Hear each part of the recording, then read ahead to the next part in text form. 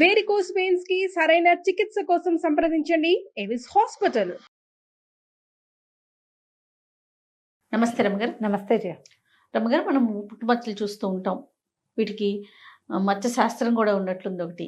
దీంతో పాటుగా ఎవరైనా ఎదురొస్తే అదృష్టం అని, ఎదురొస్తే ఎవరైనా వస్తే దురదృష్టం అని, పలానా వాళ్ళ వల్ల నష్టం జరిగింది, వాళ్ళు మన ఇంటికి రావడం వల్ల ఇట్లా అయింది అట్లా అయింది, ఇట్లా అనుకుంటూ ఉంటాం. మన కష్టాలకి బాధలకి ఇంకొకరు మనం ఆపాదించేసుకుంటూ ఉంటాం. ఇది అసలు ఎంతవరకు కరెక్ట్ రమ్మగారు? పుట్టుమచ్చలు అనుకో, మన పుట్టుమచ్చలు మనకు అలా కదా. అంతే అంతే. మన పుట్టుమచ్చ కుడివైపు పుట్టుమచ్చ ఉంటే అదృష్టం, ఎడమవైపు పుట్టుమచ్చ ఉంటే అదృష్టం, కంట్లో పుట్టుమచ్చ ఉంటే అదృష్టం అని నన్ను చూసిన ప్రతి వాళ్ళు చెప్తారు జయ, నాకు ఎడమ కంట్లో పుట్టుమచ్చ ఉందని. యాక్చువల్గా నా ఎడమ కంట్లోది పుట్టుమచ్చ కాదు. మీరు అందుకే చాలా లక్కీ ఫెలో. నేను ఎక్కడ లక్కీగా ఉన్నానో నాకు తెలియదు. ఇప్పుడు నేను లక్కీగా అంటే నేను చాలా పని చేస్తున్నాను దీనికోసం, అంతే కదా. మామూలుగా బాగుంది నా జీవితం, బాగుంటానికి అవకాశం ఉన్న సందర్భాలు ఉన్నాయి నాకు. లక్కీ ఎలా ఉంటుంది? ఈ పుట్టుమచ్చ కాదు, ఇది పెన్సిల్ చెక్కుతుంటే చెక్కుపడింది కంట్లో 6-7 అది ఊడు రాలా, ఎంత ట్రై చేసినా. పెన్సిల్ చెక్కు, పెన్సిల్ షార్ప్ లేవు మా చిన్నప్పుడు, బ్లేడ్ పెట్టి టుక్కు చెక్కేసి పెన్సిల్ అయితే చెక్కిపోసేదాన్ని. చాలా పెన్సిల్ చెక్కేపిచ్చి నాకు. ఇప్పుడు కూడా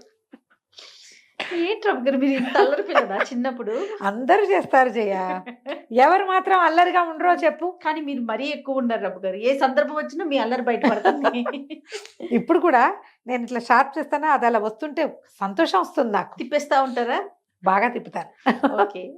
పెన్సిల్ ఆ చెక్కటము అలాంటివి సరదాగా ఉండేది. 7-8 ఉన్నాయి నాకు. పెన్సిల్ చెక్కు పడింది కంట్లో, అది మచ్చగా 2-3 రోజులు కళ్ళు నొప్పి ఉండేది.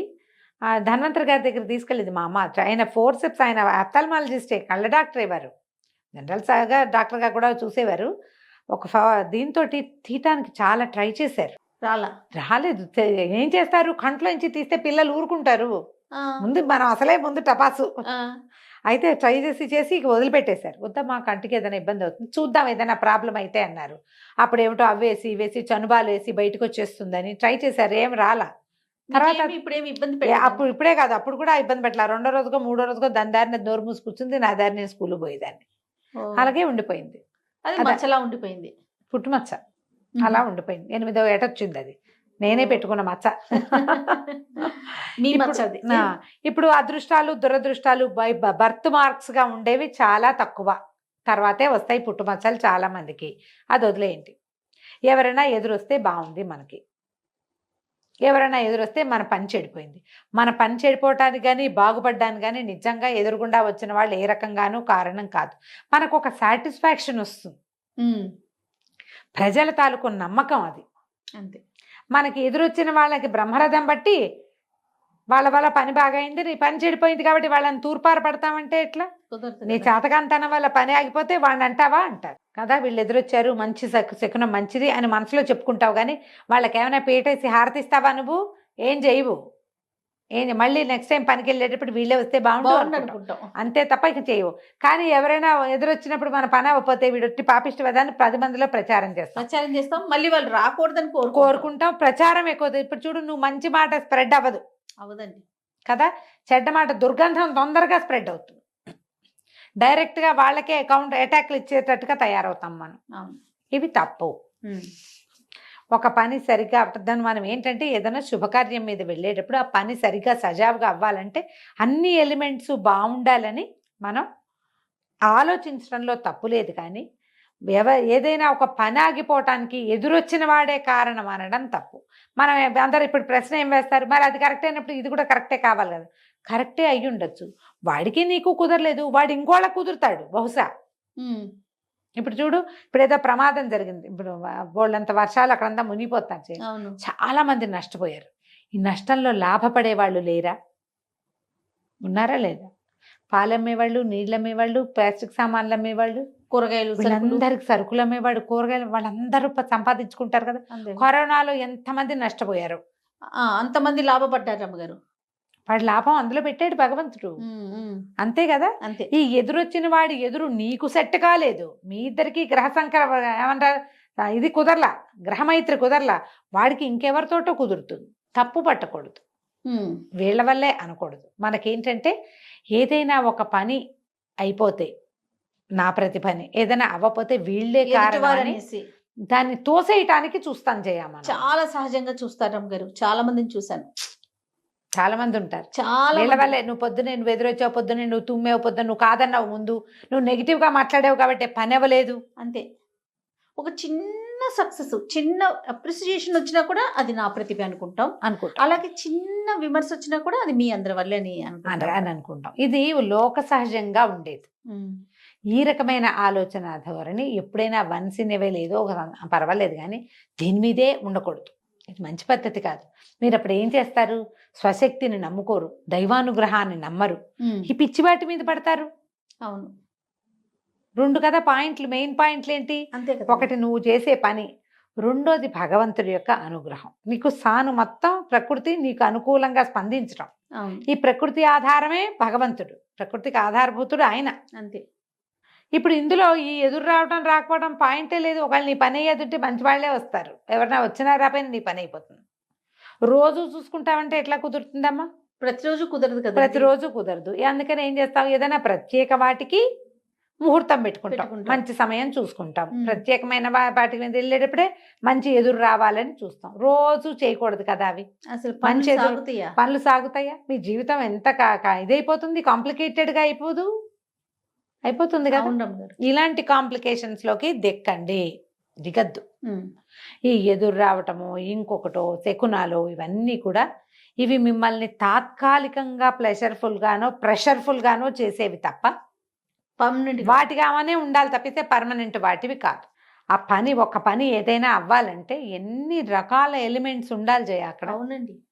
చిన్నది, నేను ఇప్పుడు ఇంటికి వెళ్ళాలంటే నేను బయటికి వెళ్ళాలి, కారు ఉండాలి, డ్రైవర్ ఉండాలి, వెసులుబాటు ఉండాలి, ఇంకో గెస్ట్ ఎవరు ఉండకూడదు. ఎవరు నేను ఇంటికి వెళ్ళడానికి ఇన్ని కావాలా? కానీ వచ్చాయిగా అన్ని. ఏ పనికైనా ఇన్ని ఉంటాయి కదా, ఖచ్చితంగా. అవునా కదా? ఈ ఇన్ని ఉండేటప్పుడు ఈ ఇన్నిటిని సమకూర్చుకొని మనం పని చేసుకోవాలి తప్ప ఇందులో వాడు ఎవడో ఉన్నాడని వాడిని కారణం చేసి వాడిని తిట్టి వాడిని అని గొడ్డొచ్చిన వేళ బిడ్డొచ్చిన వేళ ఇదొక పాయింట్ భలే నడుస్తూ ఉంటుంది. ఎవరో పెళ్లి చేసుకున్నారు, నెలలోనే మామగారు పోయారు, ఇంకా లేదా అత్తగారు పోయారు. ఈ అమ్మాయిని అంటావు. ఇప్పుడు మీ ఇంట్లో ఒక పిల్ల పుట్టింది అనుకో, ఆ పిల్ల పుట్టిన నెలకి పోతే పిల్లని బయట పారేస్తావా నువ్వు? పాడేయం కదా. కానీ దాన్ని అంటావు, ఈ పిల్ల పుట్టింది ఆయన పోయాడు. అవునవును. కాకతాళీయం అనరు దీన్ని. ఒక కాకి తాటి చెట్టు మీద కూర్చుంది, చాలాసేపు కూర్చుని అది రయ్యమని ఎగిరింది. ఇంతలో ఓ తాడి పండు 3 రోజుల క్రితం పండింది, పన్నా వద్దా అని చూస్తుంది, అప్పుడే పడింది. వెనక్కి తిరిగి కాక ఆశ్చర్యం, నేను ఇంత స్పీడ్గా ఎగిరాను, నా వల్లే తాడి పండు పడిందంటే నీకు అంత ఉందా శక్తి? అదే కదా. ఏమీ లేదు, కాకతాళీయము అంతే. ఇవి కూడా కాకతాళీయంగానే జరుగుతాయి. మనం ఓ వివాహం అనగానే మనం ఏం చేస్తాం? మంచి రోజు చూపించినట్టే ఏదో జాతకం, పేరు బలాలు 4 చూస్తాం కదా. అవును. చూసినప్పుడు ఇలా ఏదైనా విపత్కర పరిస్థితి జరుగుతుందని మనకు తెలిసి చేసుకోం కదా, చేయలేము. పైగా ఈ ప్రాణం రామాన రాకడా, ప్రాణం పోకడా ఎవ్వరూ చెప్పలేము. ఈ అమ్మాయి ఎట్లా కారణం అవుతుంది?